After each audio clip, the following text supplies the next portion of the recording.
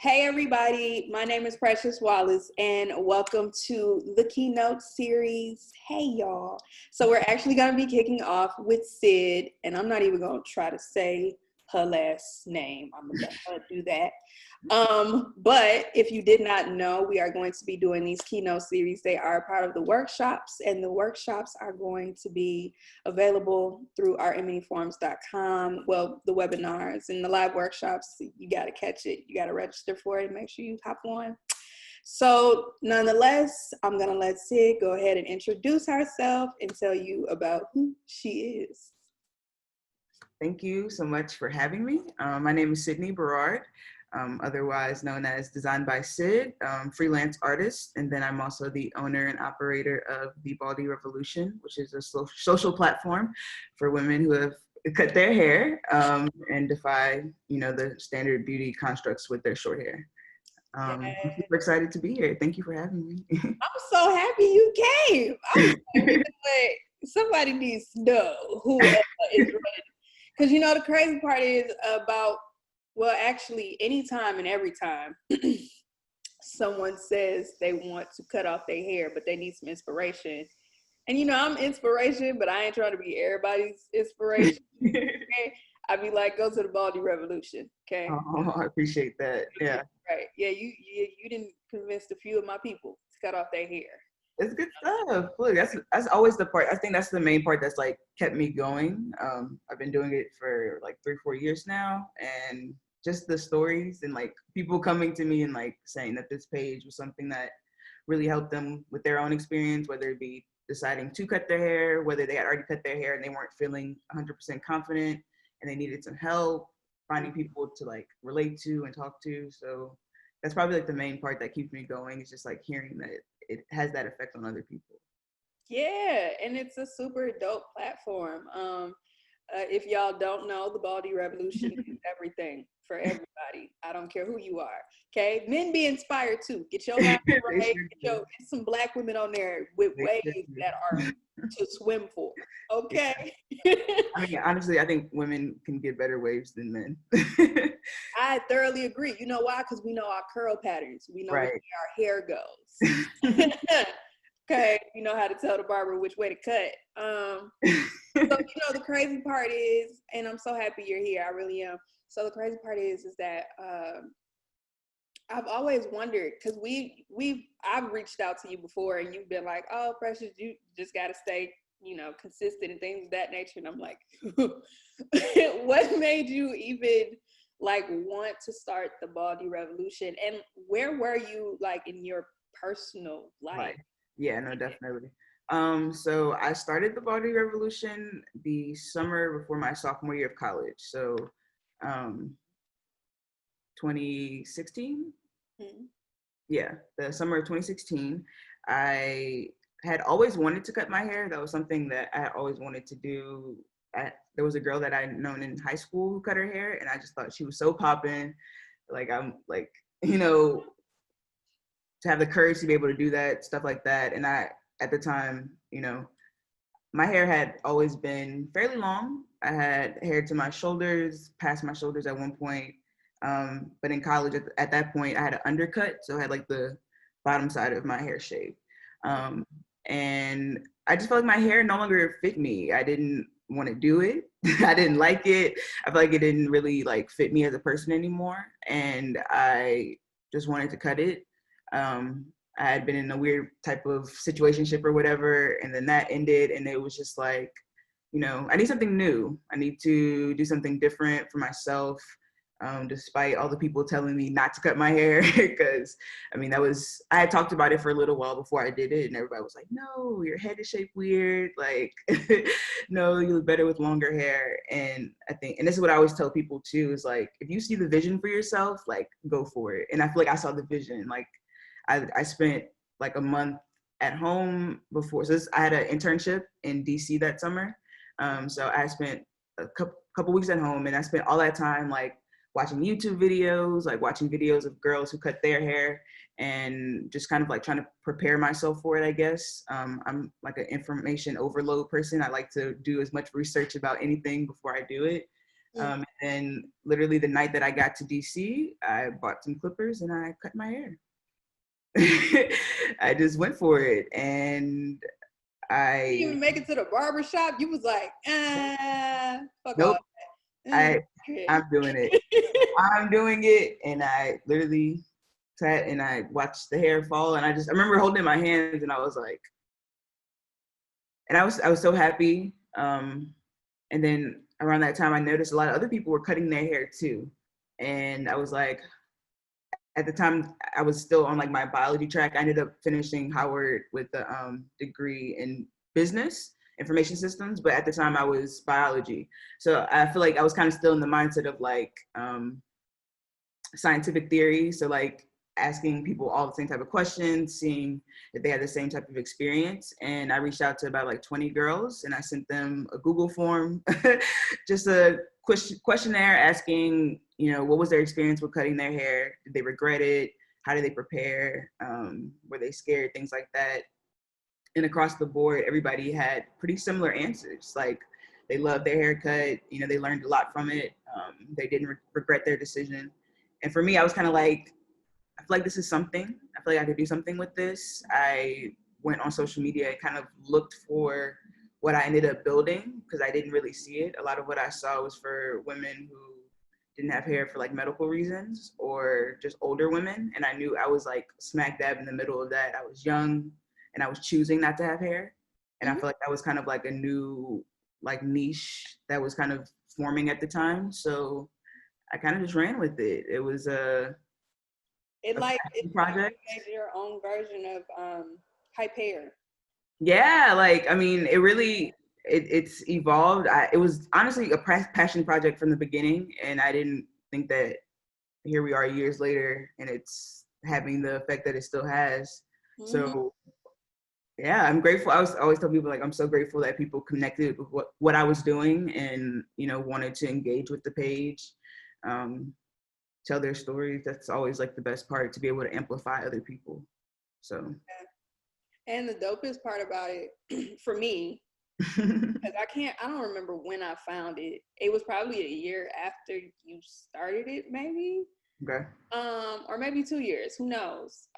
Because I know I had found you right before you made a Twitter. This was before you made a Twitter. So yeah, maybe it was 2017. Yeah. And I remember this is when you like started selling the do-rags. Yeah. And I was like, first of all, okay, don't nobody, like, no, barbershops traditionally were never for women. Do-rags traditionally were never for women. So that was like one of the first things I think I came across. And then I just seen the page and I was like, it's just about me being bald-headed. It is. And it wasn't just like and it's no shade to like other platforms like the Cut Life and things like that, because I love those too. But those are like women who get the shortcuts and they get the pixies and they perm their hair and they style it up. Like, no, the baldy revolution was really for the bald head girls who was like, give me some clippers. Like we really cutting this shit. Yeah. Yeah, like I really do this. Like I'm really with the ball fade every year. I miss my ball fade. Can't wait to get back to it. But yeah, so, you know, and even with all of that, and shout out to you, because the HBCU drop, I'm here for it.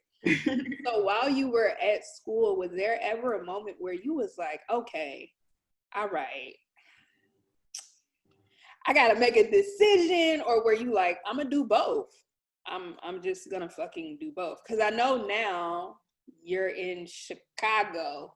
Yes. So like I know you have a job in Chicago. Yes. So like what that transition? I mean, I think in college it felt a lot easier to manage, I guess, with my classes. I mean, school was something that I enjoyed. It always kind of came easily to me. So I never felt like the stress of having both. I enjoyed staying busy. It was something that, you know, kept me doing something. The transition to like full-time working and being an adult, though, that has been much, much harder. That has been a lot more of a learning curve to kind of figure out, you know, Sydney, like what, you can't do everything. You literally can't. I feel like at one point in my life, I was doing everything I was barely sleeping, and I was okay with barely sleeping. I can't do that no more. Like, like you talk about the do-rags, all of that. I literally did that in my college dorm room with a heat press. Like, I don't know if people even knew this. Like, at that point, I was literally making the merchandise myself. Like, and that was just part of the hustle. Like, that's what I enjoyed about it. And now I'm kind of in the point where, like, you know, allocating these things to other people and other companies that are specialized in it, because I don't have the time to do everything anymore. I think it's been more so about, like, what are you passionate about? What do you enjoy doing? There's been many times when I want to stop because I just felt like, you know, lack of inspiration. It kind of comes in waves, honestly, but there's always somebody sending me something that pulls me back in, like, you know, you're doing something important, like, don't, you know, count yourself out. I have a lot of anxiety. So like dealing with being, and that's why many people don't even know that I'm behind the page. Like, I don't like putting myself on the forefront of it. I don't want to put my face on it for real. Like, even, I don't know if you see, I'm doing the podcast right now. And that gives me more comfort because my face necessarily isn't on it. Like, I'm, you know, talking, or it'll be interviews with other people, but it's kind of been just a journey just to figure out, like, what am I passionate about? How can I apply myself best in these situations? I don't want to stop because I feel like I've built something that's pretty big. Like, I don't want to just, you know, leave it where it's at. So just being resilient. I think that's probably at the end of the day, just being resilient, knowing what you want to do. Especially like building a platform per se, because I think social media gives us this impression of like instant success, and that's not like, you know, honey, the baldy revolution been around for the last 4 years, and it's period for a minute. We're still here. For a minute, and that's the biggest difference between a lot of these platforms. Is like, you know, you have to stay consistent and keep working at what you want to work at. Like, you're not gonna blow up instantly. Like, I've seen pages come and go. How is it taking a toll? Well, how has the baldy revolution, and you really being a business owner, because that's essentially what you are at the end of every day, right? How has it taken a toll on your personal life? Because when you're talking about adulting, and we talked about this beforehand, is that, like, if y'all don't know, Syd is 23, okay? She's a baby here, okay? But she's doing the thing, right? And so, and even really considering that, right? So you started the baldy revolution at 19, and now you're 23. It's like, how is all of this really taking a toll on your adulting and personal life? Yeah, for sure. So that's probably been the biggest transition, is like time management and like realizing, I think the hardest part, so I'm in a relationship, my boyfriend, we live together, literally he'll go to work and come home and he could be done. And I go to work, and then when I'm supposed to be done, I'm then working on my side hustles. And that's kind of where it's like a cycle of, you know, do I want to relax and, you know, watch TV and play with my puppy? Do I want to work on projects? Do I want to work on something for the baldy revolution? So that's kind of the part where I'm trying to find like that fine line, that balance. I mean, I think at the core, at the end of the day, eventually I want to work for myself, because I feel like I have the means to do so. I just have to keep working towards building that into my lifestyle. Because, I mean, my thing is, like, my paycheck is my paycheck. Like, you know, you work in, you get your money, and then you can have extra stuff to play with. So I want to eventually move into where my daytime is when I'm working on stuff that I'm passionate about and like I want to work on. And then when I get to have downtime, I get to have downtime. So that's where I'm like, at 23, I'm like, is this the time where I grind and like, you know, tough it out, you know, save money? She's like, yes. And that's the plan as of right now, just to keep, you know, I'm juggling it. I figure every day is literally a new journey, a new lesson. What made you move to Chicago? Like, what's your job? What's your regular, even which I find amazing, what is your regular full-time job? Yeah. So I work in Chicago. I work for Citibank, City Retail Services, as a business analyst in a rotational program. So basically, we work selling credit cards to companies. I'm in a marketing position currently. So marketing position, working on like a really big launch. So I have lots of responsibilities. I'm doing really well in my job. It's more so just like, long term, what do I want for myself? Yeah, and I know that's probably got to be real interesting. Like, it's so interesting to me, the people who have a whole business and platform and Yeah. then be having a whole regular job. It's like, but your manager don't know what you do. Yeah, They no, You're definitely. asking you these questions like, where do you see yourself in the next year? And you trying to figure out what you need to post later on Yeah, one of your platforms. Like, yeah. Which is, I mean, it's really a fine line. Even like and I think that was one of the reasons why they liked me when they hired me, because that's something that kind of came in, from college. I hadn't had a job yet. I'm like, well, I started my own platform. I got to do social media, blah, blah, blah. So luckily I'm in a position where like the things that I'm good at and I do in the daytime, they try to leverage in my day job. mhm. But it's more so just the stress of, I mean, and like I said, I have anxiety really bad. So just the stress of like working, for other people. And that's always, even like in my freelance work, I enjoy working for other people, like for art projects. I feel like I have more, I guess, say and control over those situations. Whereas like in a day job, you're literally encountering people. You don't know how their day is going, how they're going to address you, are they stressed out and do they take their stress out on other people, So that's the part that stresses me out, but it is what it is. I think it's, for me, I'm out of my comfort zone, and that's where I'm like, Sydney, this is a good place for you, because growth always comes from being out of your comfort zone. Yeah. So And also too, so I seen, okay, because I was looking around. So correct me where I'm wrong. So we have the Baldy Revolution and that whole entire platform that is its own thing. yeah. It's literally a community of women. Then you are a tattoo apprentice.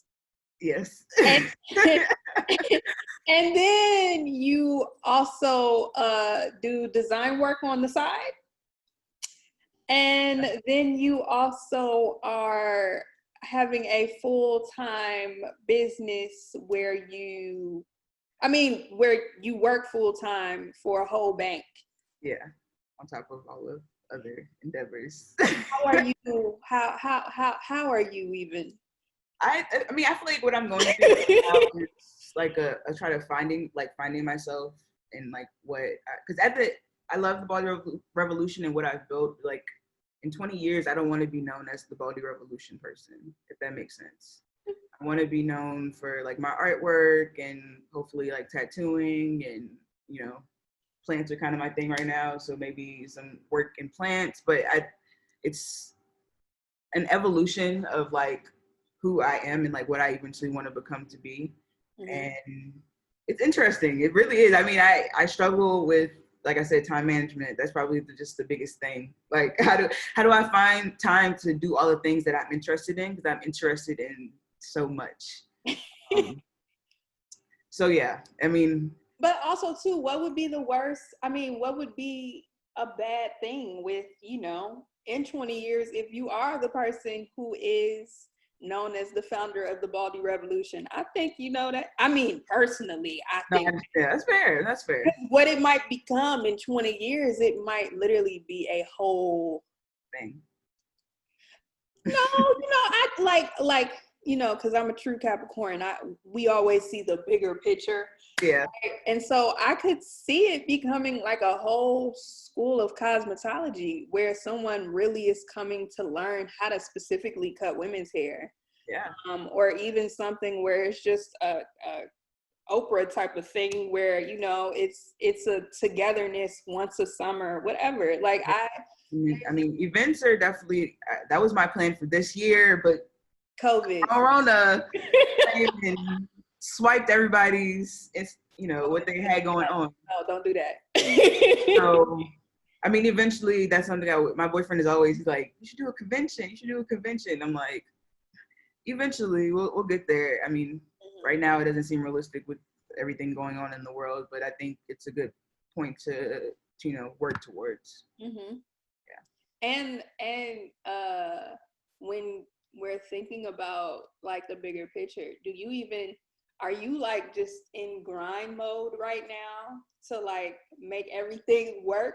Or Yeah. are you like, do you have a bigger picture, a bigger goal that you're like, I want to hit this and here's the steps? Yeah. Like, which are we just moving, or is it like moving with intention? Like, which one? I think both for the different things that I'm doing. So I think for Baldy, I mean, the biggest part of, like I said, didn't even visualize what it's gotten to today. So I think that one is more so in the path of moving with intention and like moving with my blinders up, not paying attention to like what everybody else is doing, like just staying within what I know I can bring to the Baldy Revolution, my page, and continue to build that in a authentic and, pure way. And that's what it's been thus far. So I think it can continue to grow in that way as long as, people are interested in it. I think Baldies are kind of trendy right now. It's definitely a trendy topic. So it's from that perspective that I'm like, I don't know if in 20 years that is something that will still, said, of course. And I love, another thing I love too, and that's something I want to expound on, is like talking to women who have been bald for like 20 plus years. Like there's women who've been bald like for their whole life almost. And I think when I have had those conversations with them, they think it's very interesting because they remember when they cut their hair, it was such a thing, like a taboo thing. And now, you can look down the street and see multiple baldies. Yeah. So, I mean, I'm excited and curious to see how it can evolve. I think that's probably just the biggest thing. And then I know for me and my own personal endeavors, I do have more like goal oriented things. So I guess like for tattooing, eventually, I mean, that's step by step. So taking bookings, like regularly doing tattoos. I mean, I feel like tattooing at some point, if you're good at it, could be a lucrative thing, and that'd be my main source of income. That would be my dream. So that would, make me happy. I think even for Baldy, I think it could be a revenue generator like that. But for me, like my own personal wants, I can't see myself being at the forefront of that, if that makes sense. Listen, I understand that completely, because Yeah. I think anyone, and the funny thing is when I was drafting the rest of the speakers for the rest of 2020, the title for you, I literally put founder and serial creativepreneur, because I'm like, she does I like that. stuff, right? I like that. And what I was going to say was, I don't think there's any idea that there will, like, the Baldy Revolution in itself, like, not specifically your business, but the idea itself will ever die, because like, even if you were to do a history lesson one day, right? And that's just something I'm saying. Right? Take notes.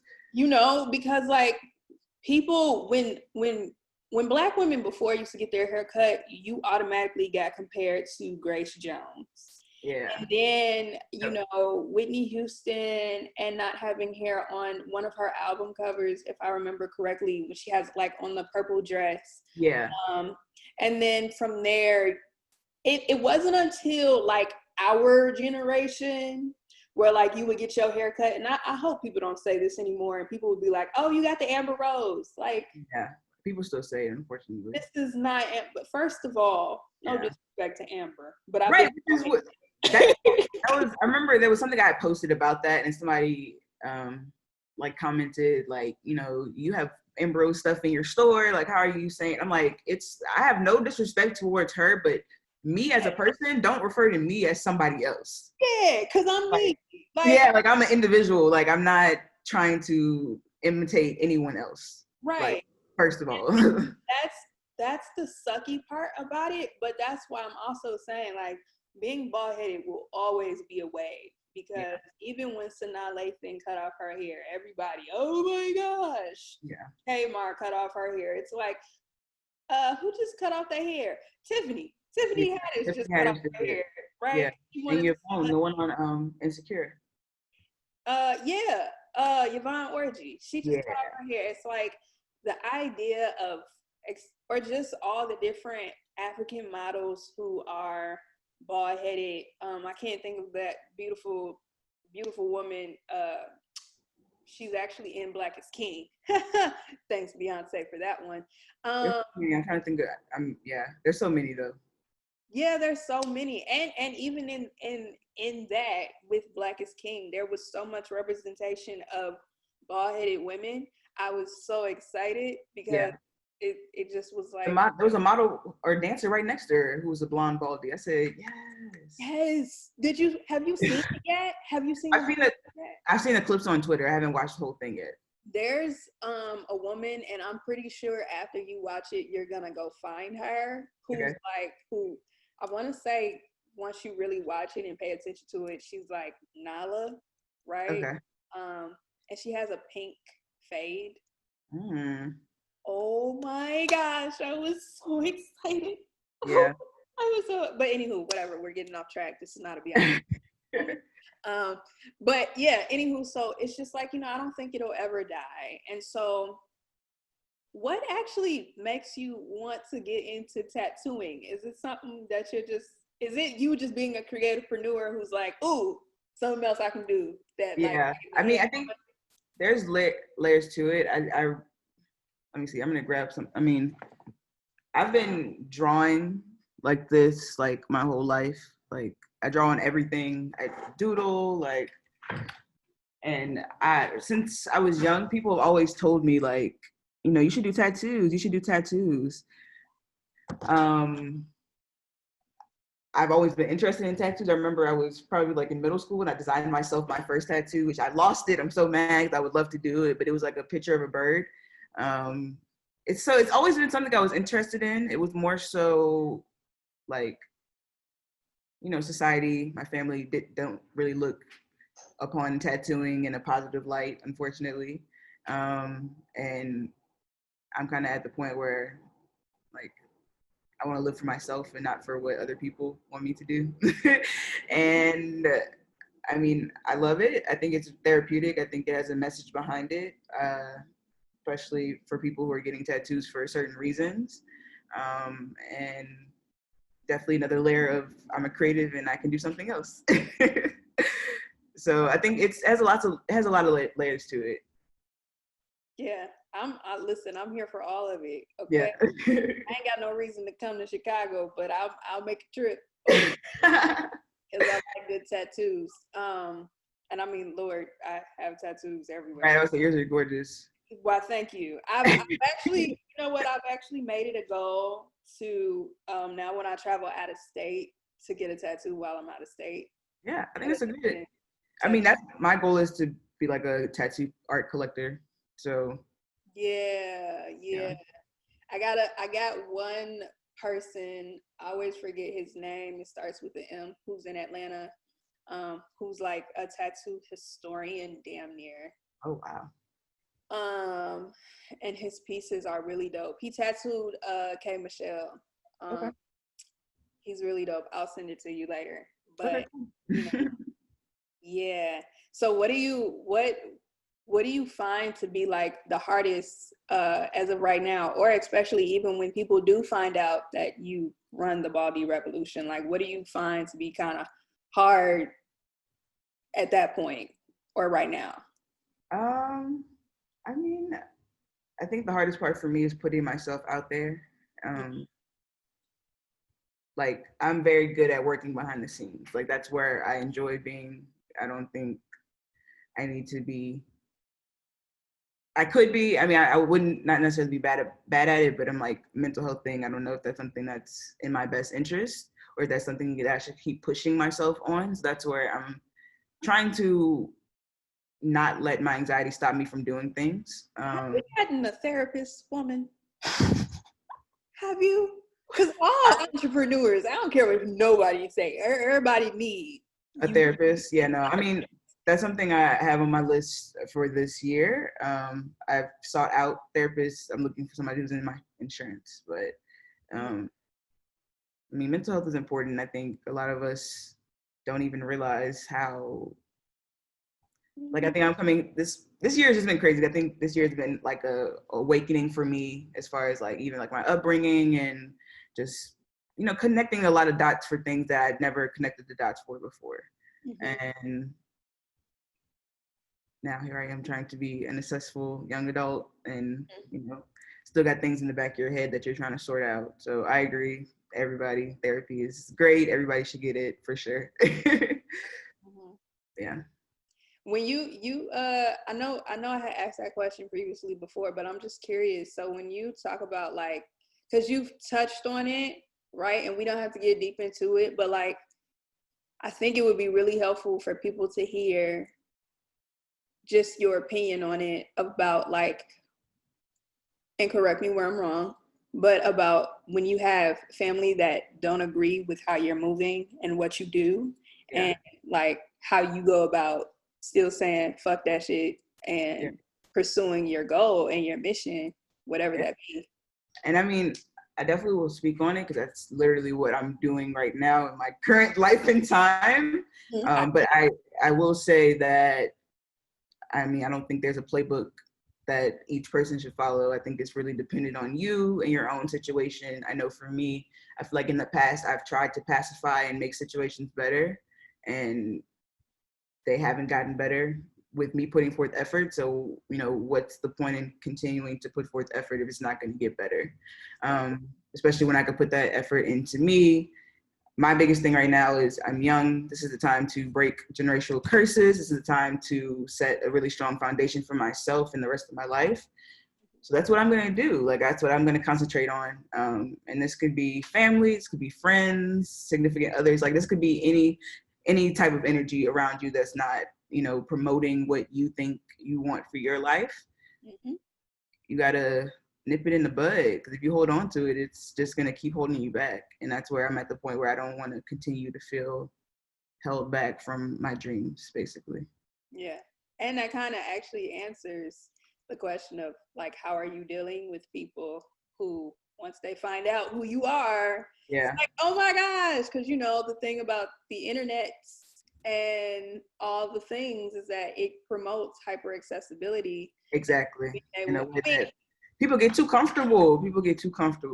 Right. And I mean, that's always the part that I fear, and I always, you know, I'm always on guard to it. But at the end of the day, I think authenticity and just being yourself relates to people at a higher level than it brings trolls.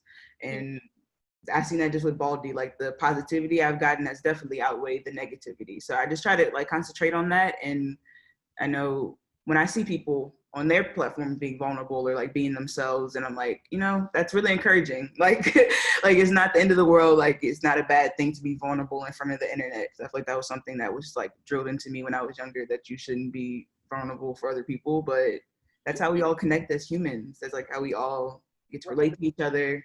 Especially me, a huge empath.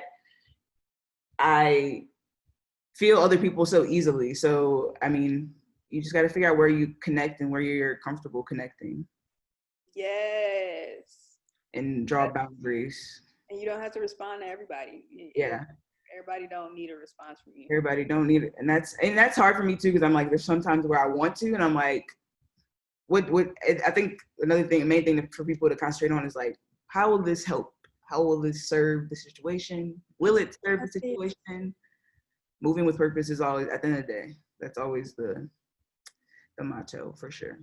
Yeah, because a lot of times people aren't, that was like part of the reason why, and it's not like people know this, I'm just saying it, that was part of the reason why I didn't reach out to you on the Baldy Revolution, right? Because that's your business. And when I've reached out to you there, it was something related to that business. I like actually went and sought you out. It was like, I need to find her personal page, because that's where I'd rather ask a person like, hey. And it's funny because I don't know, even if you notice this too, but like if you look at my personal page, you probably wouldn't even think that I had anything to do with.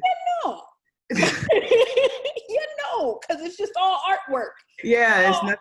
That was as of maybe like the last year or two. I put Baldy Revolution creator in my bio, but before I didn't even have it in my bio. Like, it was two completely separate You're living two separate lives.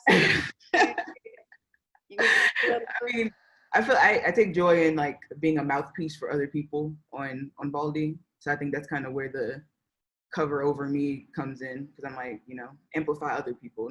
It's because at the end of the day, I'm like, it's not about me. And that was always something that was really important to me for that page, is like, you know, it's not Sydne's journey. Like, this is the Baldy revolution. This is everybody's journey, everybody what they're going through, everybody's point of views, perspectives, and making sure that the light gets shined accordingly. That was always like my viewpoint about it. Which is why I think it's so successful. Yeah. Because it was, I mean, granted, even your own personal story, you know, is very much inspirational, because I feel like that's probably a lot of women. Yeah. I know with me, I just kept cutting my hair off, and then I was like, okay, time to go to the barbershop because I'm over it. But, you know, I think one of the most important reasons about the Baldy revolution, why it's so successful today, if I can get the word out of my mouth, is because it's for others. Like, you made it for other people. It's not really, it was what you needed at the time, which was inspiration, but now it's for other people to be inspired, to not feel bad about the shape of their head or whatever however they want to get their hair cut. Like, it's for others, and to feel inspired and to not feel bad about something that somebody else might not agree with. Exactly. You know what I mean? Especially when I see the memes that are like, whenever you make the gifts and the memes that be like, family members, when you gonna grow your hair out? Me, never, ever, Relax. ever. Like, relatable content. That's the part that gets me, is like when I make, that was probably, I think the first meme I made was maybe, I think it was like Obama drinking at the cup, and it was a reference to like, it's raining outside and I'm unbothered, but my friends are like running. And the response to that was like just so huge. I'm like, oh, I was like, this what y'all want? Y'all want like relatable content? I was like, we definitely could do this, because we can go for days. So, I mean, I always love that people respond and like repost it on their stories and stuff.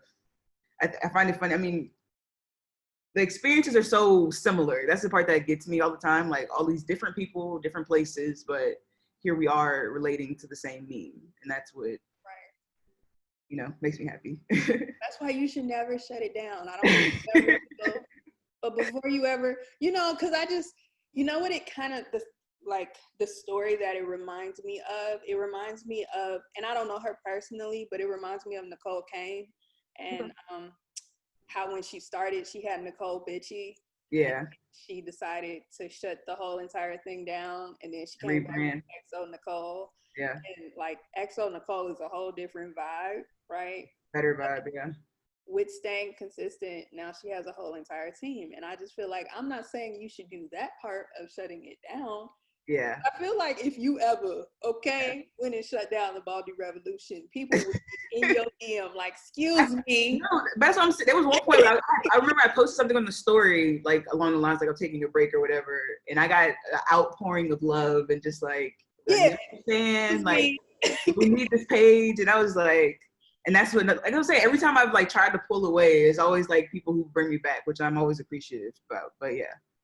And if you need a break, then find an intern. And that's the thing.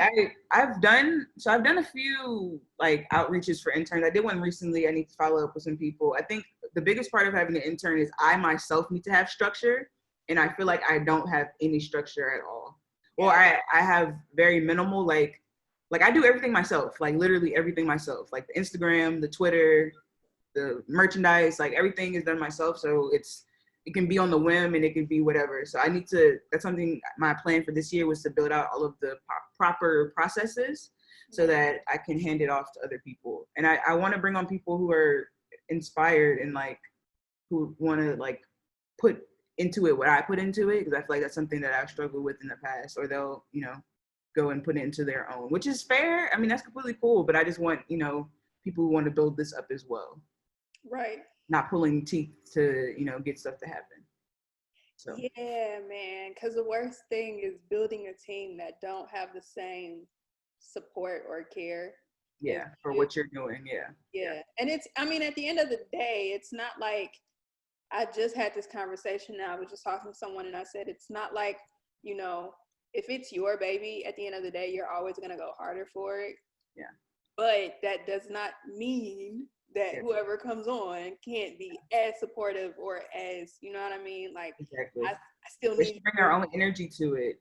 And I feel like when I've worked for other people or helped other people, that's the energy that I brought to what they were doing. Like, you know, it's not a situation where you're coming and sucking up all the resources or not like contributing and being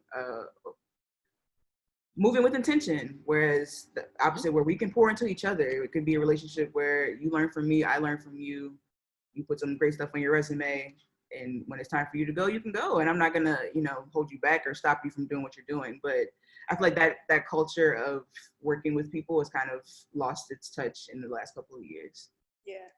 Thanks to social media. Yeah, definitely thanks to social media. Yeah. I mean, yeah. Social media's touched a lot of stuff, honestly. Social media has came and changed the world, and then it's little sister, COVID, right now. It's changing the world together in unison. Insane. To switch gears real quick, what apps do you use? Because I know with art emitting forms, I have Later, WordPress. Yeah. I don't even think I'm using anything else. I think I design everything. Yeah. So what apps are you using for the ball and your other platforms? Give us so I have Adobe Creative Suite. So I have all of the programs, and then for mobile, I love Adobe Spark. Spark is like super easy to use. I use that for graphics and things like that I need to like whip up really quickly. I have my iPad. I use Procreate a lot for anything that I'm like drawing or like illustrating. I try to start scheduling. I have Later as well. I use it more so for like Pinterest and stuff like that and reading analytics. I'm really bad about scheduling content for whatever reason. I need to get better about it, especially now that I'm moving into like the podcast and having regularly scheduled content. So Later will be what I end up using for that, but I have an account already that I just use for analytics. I have a million apps on my phone.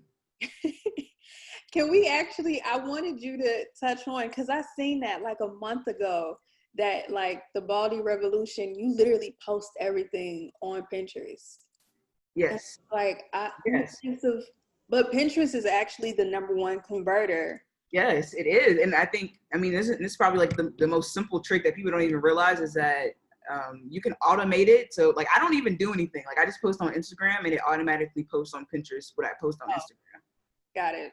And I did that in the very beginning when I built the page, and I didn't go back and look until like last year, and I had like 100,000 followers on fucking Pinterest. Like what? I was like, what? I didn't even do anything. It was doing it for itself. So I mean, what's that? The app is called If This Then That, IFTTT, and there's a whole bunch of different flows you could put on there, just depending on like what you're doing. They have a bunch. It's called widgets. So you would set them up so you can connect like your Google Drive, your Google email, your Instagram, Twitter.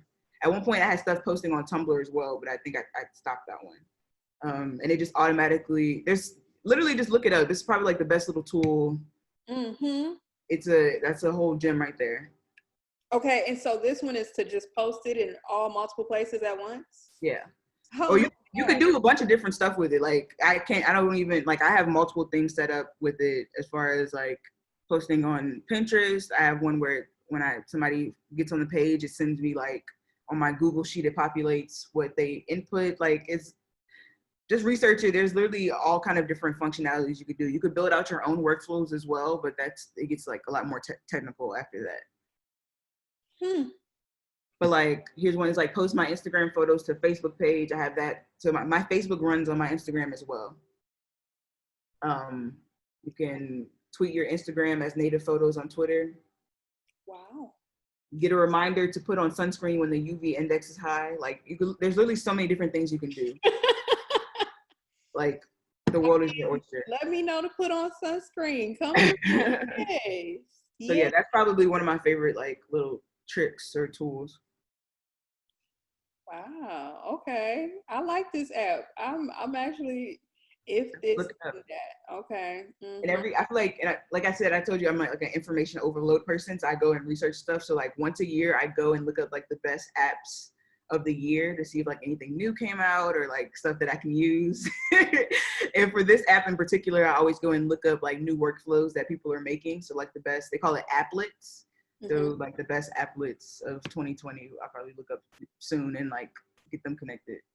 So here's a question. When you are making content on the Baldy Revolution, just going back to that one, I've heard people say, I'm not going to mention who because it's not worth mentioning their names, but I've heard folks say that you should have as much original content as possible.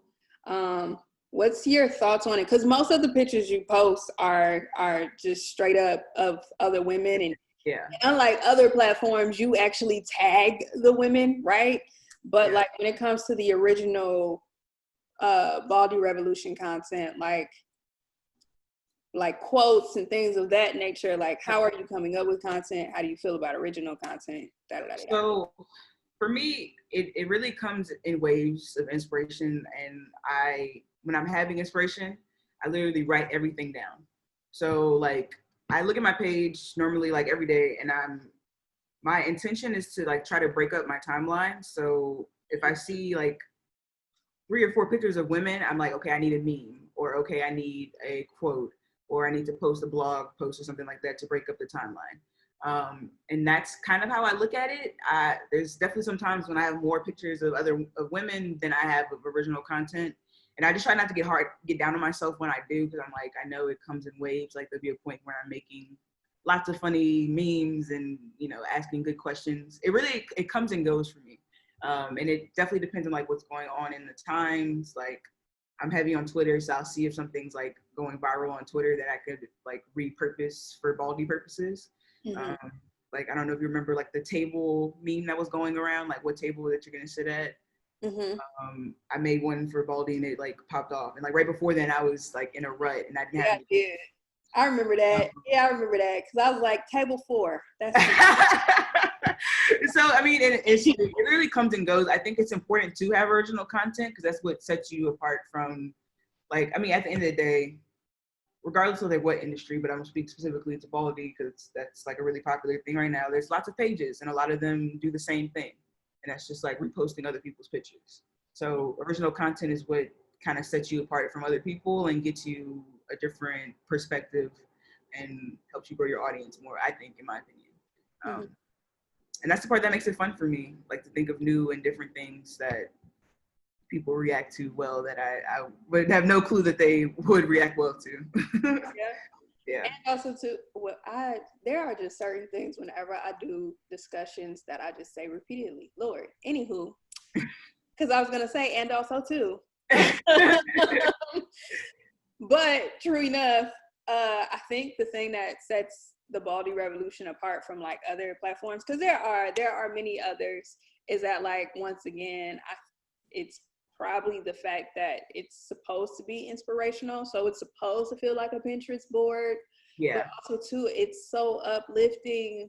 Because I mean, I'm just gonna say it like it is. Like with the Baldy Revolution, okay, it's a lot of Black women.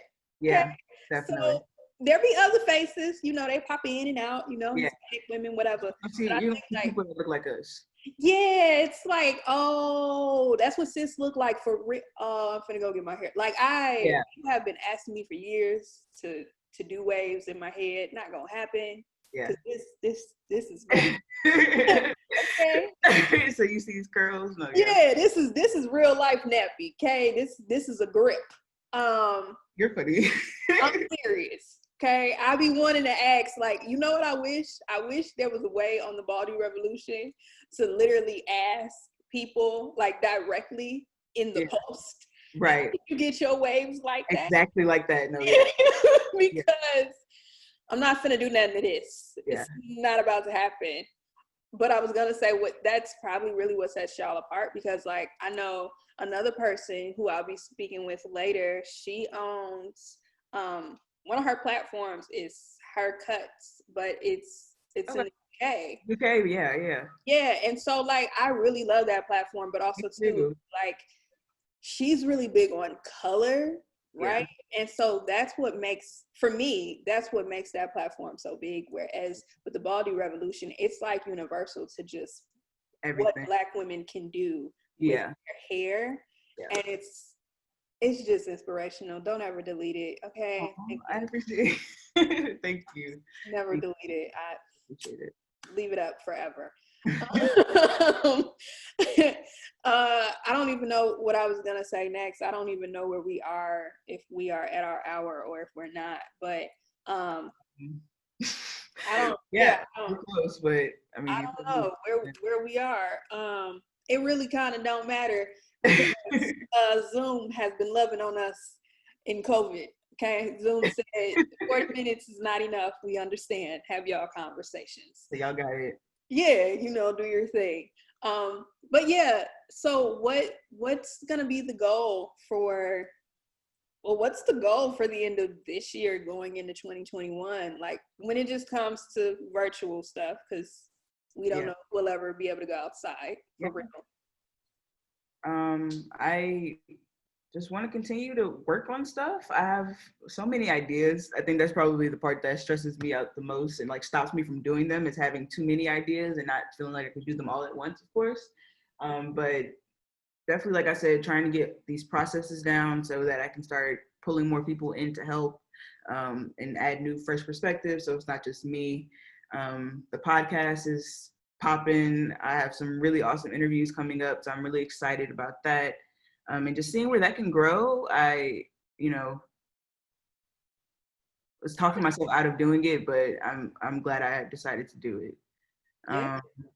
I want to keep growing as far as like my art stuff. So I have some prints dropping soon, opening up that back on my store, and then tattooing, of course, will continue to learn and get better and open books soon. I'm excited. I'm also excited for you to get a therapist. Just gonna put that out there. That too, for sure. Working on mental health all through the rest of the year, for sure. Yeah.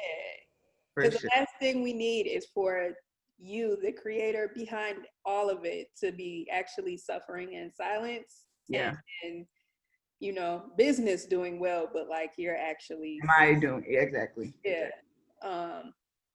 They go hand in hand. They do. And that's what I'm learning now more than ever before, that they literally go hand in hand. They literally do. I don't know. Are you a reader? Are you big on reading things? Okay, so I didn't even mention earlier in our conversation. So I'm 27, but Capricorn, right? Wow, I wouldn't even. Wow.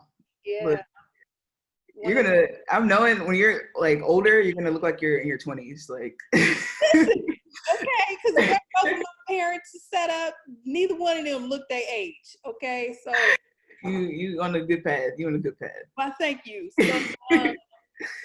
So I've been dabbling in, like, before I used to kind of be like, kind of like you, in the sense of where I was like, okay, I want to do this, I want to do that, I want to do this, and I'm still like that. Yeah. But also too, I need to work, because I've always had my own place since like 19, 17. Yeah. So it's like I got bills, man. Right. And then I found, which if folks have watched our In Many Forms episodes or been to a live event before, they've heard me tell the story of the simple fact, my last job job unrelated to anything of my skill sets. Passion, I used to work in death claims. Okay. Right, which was you want to chase a dream, go work in death claims. Okay. Wonder. I mean, because it's like, it's crazy. And even like with the recent week I've been having, what death will teach you is so nothing else can teach you what death profound. Can teach you when definitely. You work with it. Yeah. And so I ended up having, so I'm the person who people used to call to file your life insurance when you die, right? Okay. And so I remember I had this conversation with this guy. I had one conversation with one man who was an agent for the company I worked for, who was like, hey, this is not for you. Like, And it wasn't like I was doing a bad job on the call. He just Yeah. like, I can tell this isn't for you. Not for you. You Yeah. shouldn't be doing it, and once you leave, never come back. And I was like, word. Ding, ding, ding. And I had another conversation with this older man who had a stroke, and he had a stroke, and so he used to be a mathematician for NASA, and he was crying, and not to really jump to the whole conversation because it's very tearful, but he was crying because he had told me that God had given him back everything but his ability to understand numbers. And that was his entire life. He was a mathematician. He studied numbers. He did numbers all his life. And he no longer understood them. And it just made me feel like after those two conversations, I have to do what I want to do. And that, like, you know, the thing that I do with no effort, that people really give me grace and joy and love for. Determine some things for me right now, so yeah, you know, like, because I think the point that I'm trying to say in my rambling is that, like, I think you'll get there, and I'm more than sure that, like, most people always used to say, and it used to really bottle my mind, like, damn, I wish I would have started sooner, or I wish I would have known sooner. And I think for you is that, like, this thing that you're doing that looks effortless because you know all the work you put into it and you know what it looks like. But I think even with all of that, the reason there's so much behind it, even if you wanted to quit, it would be like, but why? literally. But, you know what I mean? And that you have to force yourself back, not even force yourself, but you would have to come back to it because it's like the thing you do with no effort that you're really fucking great at. I enjoy doing that. I do. Not like, I don't sit and do my work in my free time. Like, I do body revolution and art. Like, that's literally so and it's just meant for you. It's highly meant for you, okay? Because I'm still sitting here every day trying to figure out, okay, what is our, okay, what are we? That's why I took the whole month of July off, because I was like, I need a break. Look, like I said, I think even as a creative, that's just how it works. You come in and out, you kind of question yourself, you wonder, am I doing the right thing? Am I still on the right path? I give yourself grace. I give myself hella grace. Like, you just have to, because everything just feels like a question sometimes, and you know, just gotta take time. Just gotta take time. And you doing it, okay? If don't nobody else let you know, let me tell you, on behalf of all of the bald-headed women in the United of the States. I appreciate that. Okay, we fuck with it. Okay, I appreciate you. I really do. I needed this conversation. I'm just trying to let you know. Let me fill up your cup if it's feeling a little empty. Let me pour on into it. That's what we do around here. I love that. Thank you. And I'm really super excited to see whatever comes next and however it goes. And I thank you for creating it. Any other gems you want to drop on some creatives, especially the Black women's? Especially one, stop underselling yourself. This is probably one of my favorite tweets, but you literally, like, will say, like, I'm allegedly a writer, or I'm like allegedly an artist, and there's some white person who is half as good as you claiming that they are doing what they're doing. So first off, claim your stuff, own it, work with it. And two, this is something I'm teaching myself this year, just like pushing myself. If you're scared to do something, do it anyway. Like, in our heads, we build up the fear to be something so much more than what the actual outcome is 9 times out of 10. So just do it anyway. Do it any goddamn way, and then charge what you want to charge. And charge what you want to charge. That's another, even, I guess that's a good conversation too, as I've like gone in more and more into like freelance and upping my prices. As a freelancer, whatever service that you're charging, the more you charge, the better you're gonna be at it, honestly. Like, I've only gotten better as I've taken on better projects, if that makes sense. Like, people who are, if you're still charging $25 to do something that's taking you hours, you're not gonna want to do it, you know? Like, So just food for thought. Now, that's a whole entree, and somebody needs it. Because it be people really out here, boy, I tell you what, charging 2 pennies. For they know, thousands of dollars of work. I still, my boyfriend always gets on me about that. He's like, you need to charge more. And I'm like, I know, I will, but. Because I can see you literally being like, I know, but like, and him looking at you like, girl, we got bills to pay. literally, he's like, what number were you thinking? Whatever number you're thinking, double it. I'm like, okay, all right. You know what? In real life, I told my brother recently, when you're thinking about what to charge and you want to be morally responsible, okay? Because this is also covered in the webinars, there's 3 ways to get paid. If you want to be, whatever. You can be the person who's like, pay me everything up front. You real bold.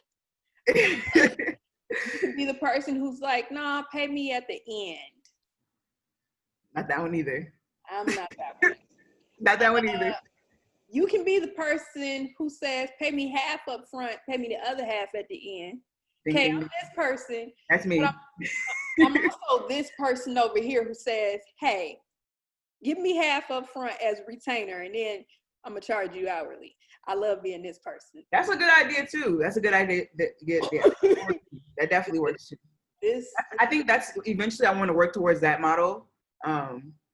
Coding has always been a hard thing for me, like figuring out how much to charge. And then the way that I work, I'm like, I'm charging hourly, and I'm probably charging you far more than, I feel like I'm charging way more because we can talk about it later off screen.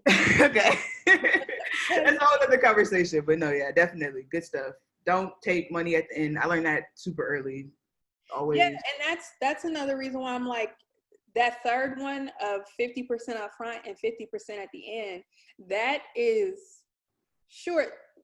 I would say when you have a job, because most of my homegirls and friends who have jobs and they freelance on the side, this suits them because in between that time, they have a check that comes in every 2 weeks. Yeah. Versus a person like myself, I live, like, this is my livelihood.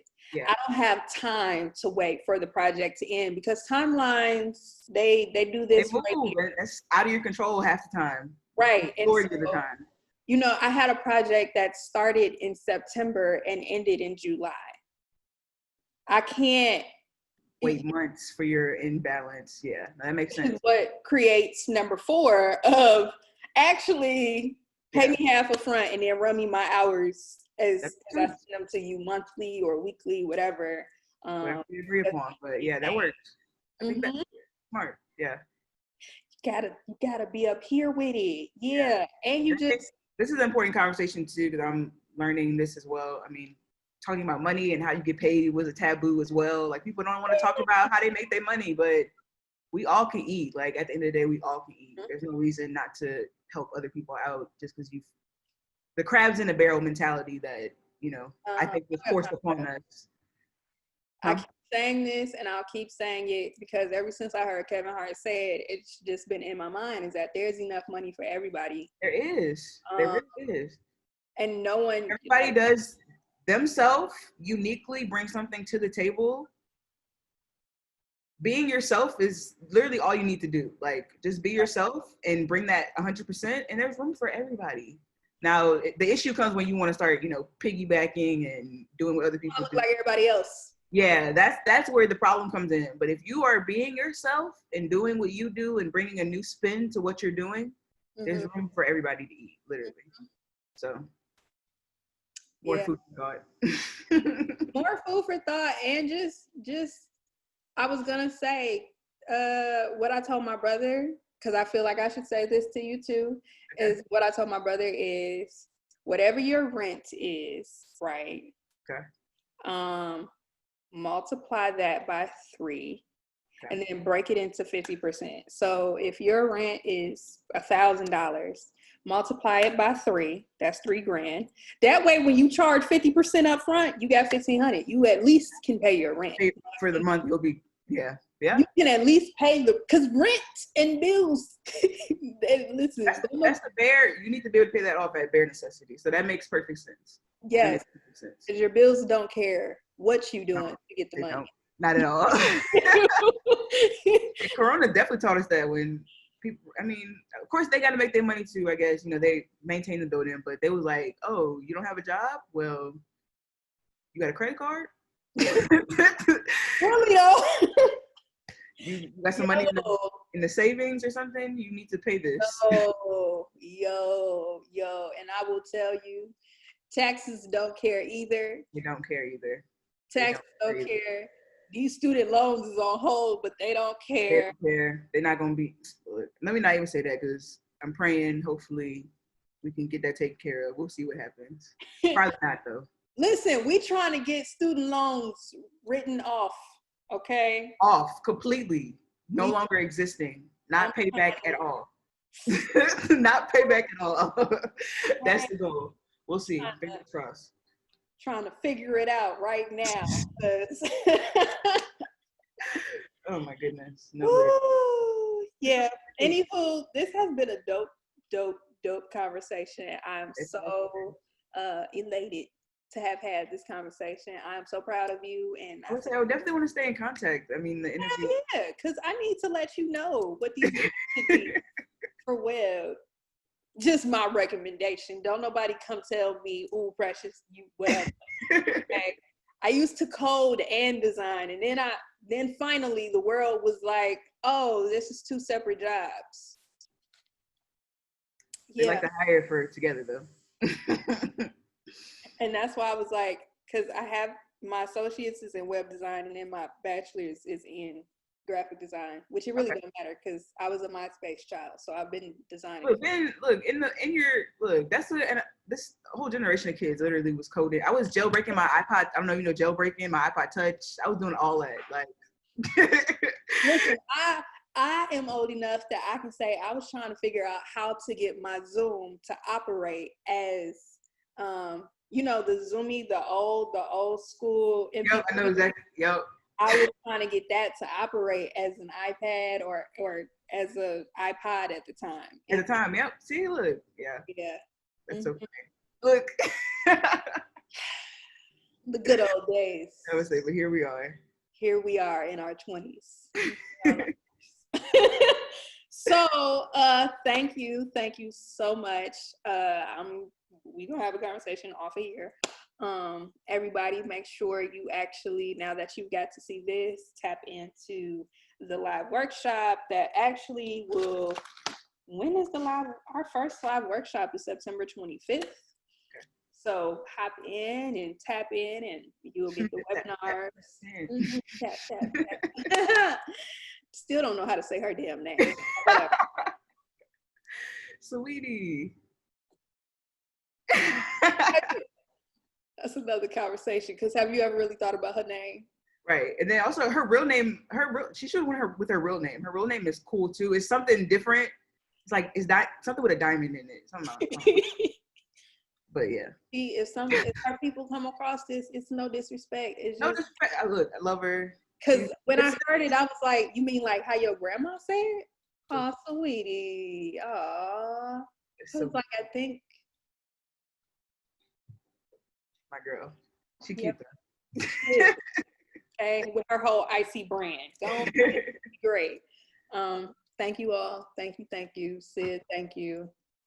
Y'all all be great. And bye, everybody. Thank you.